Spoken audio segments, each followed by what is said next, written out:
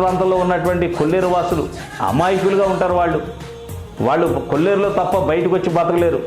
ఆ ప్రాంతంలో ఎప్పుడైతే టూరిజం డెవలప్మెంట్ అవుతుందో ఆ కొల్లేరు ప్రాంతంలో ప్రజలకు అక్కడ పని దొరుకుతుంది, రోజువారీ కూలి దొరుకుతుంది.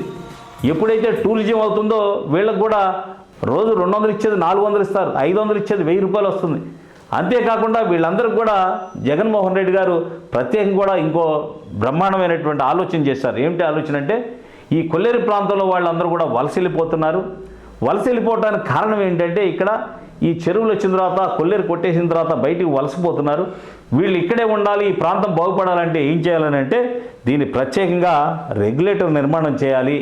రెగ్యులేటర్ నిర్మాణం చేసినట్లయితే వేలాది మంది బయటి ప్రాంతాల్లో బయటి రాష్ట్రాల్లో బతుకున్నటువంటి ఈ కొల్లేరు బిడ్డలందరూ కూడా మళ్ళీ తిరిగి వస్తారు.